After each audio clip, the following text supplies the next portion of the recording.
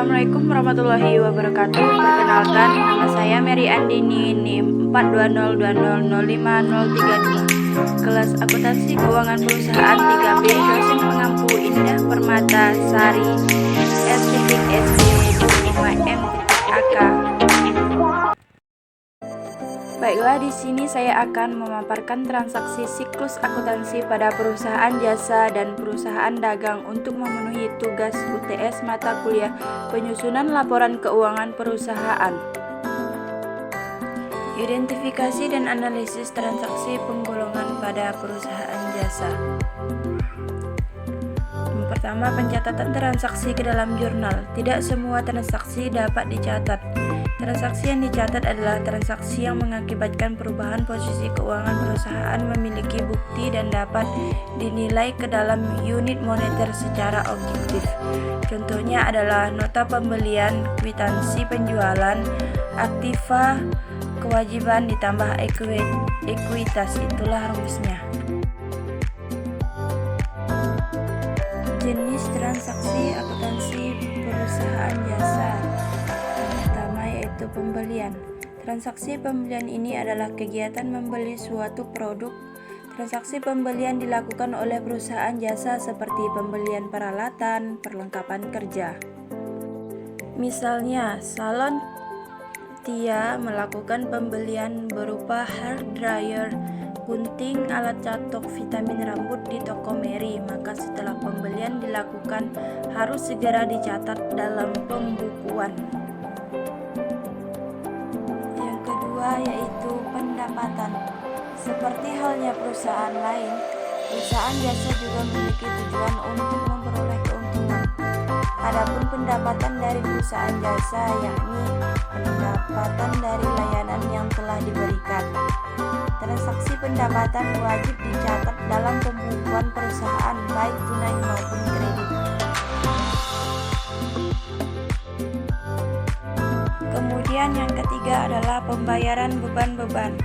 Selain mengeluarkan uang untuk membeli keperluan seperti peralatan dan perlengkapan, perusahaan jasa juga memiliki biaya atau beban.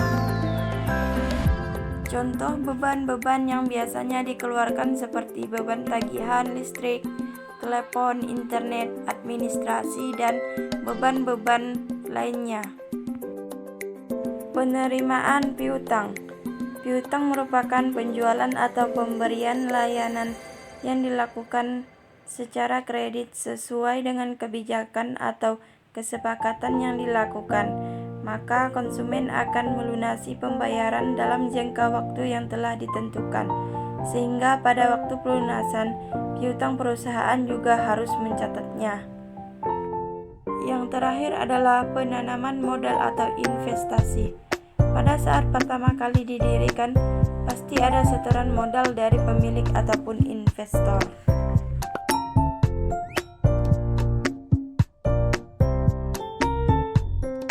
Contoh transaksi siklus akuntansi perusahaan jasa. Kemudian pemaparan siklus transaksinya dicatat pada jurnal umum. Pemaparan siklus akuntansi pada perusahaan dagang. Pada transaksi perusahaan dagang terdapat transaksi pembelian. Di dalam transaksi pembelian terdapat dua sistem, yaitu sistem perpetual dan sistem periodik. Sistem perpetual adalah setiap pembelian penjualan barang dicatat dalam akun persediaan dan buku besar yang berkaitan. Jadi jumlah barang tersedia untuk dijual dan jumlah barang yang terjual dilaporkan dalam catatan persediaan secara terus-menerus. Kemudian sistem persediaan periodik. Pada sistem periodik menggunakan persediaan fisik physical inventory untuk membantu menentukan persediaan yang terdapat pada akhir periode dan nilai persediaan yang terjual selama periode tersebut. Transaksi penjualan. Di dalam transaksi penjualan terdapat penjualan tunai, penjualan kredit, diskon penjualan, retur dan potongan penjualan, ongkos kirim, serta pajak penjualan dan diskon dagang. Berikut ini adalah contoh transaksi perusahaan dagang pada PT Jaya Abadi. 1. Tanggal 5 Januari 2018, Pak Jaya menginvestasikan uangnya sebesar 500 juta pada perusahaannya yaitu PT Jaya Abadi. Kedua, tanggal 11 Januari 2018 dibayar uang sejumlah 20 juta untuk sewa kantor selama 1 tahun. Tanggal 15 Januari 2018 membeli peralatan dan perlengkapan kantor masing-masing sebesar 10 juta rupiah dan 5 juta rupiah. Tanggal 20 Januari 2018 menerima pendapatan dari penjualan tunai sebesar 10 juta rupiah. Tanggal 25 Januari 2018 membayar gaji pegawai untuk bulan Januari sebesar 20 juta rupiah. Berikut ini adalah pemaparan dari transaksi dari perusahaan PT Jaya Abadi pada tanggal 11, yaitu setoran modal membuat harta perusahaan bertambah dalam bentuk kas, yaitu 500 juta di debit. Modal Pak Jaya bertambah 500 juta pada sisi kredit. Kemudian pada tanggal 25, harta perusahaan berupa kas berkurang 20 juta di kredit untuk membayar sewa. Namun perusahaan juga memiliki aset berupa sewa dibayar di muka sebesar 20 juta di sisi debit.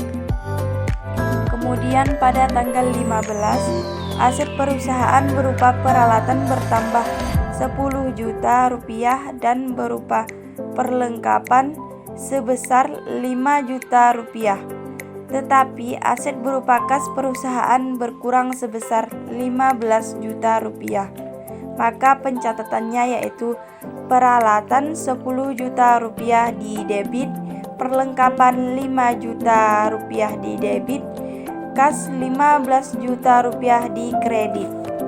Kemudian pencatatan pada tanggal 20 yaitu di kas 10 juta rupiah di sisi debit, pendapatan 10 juta rupiah di sisi kredit.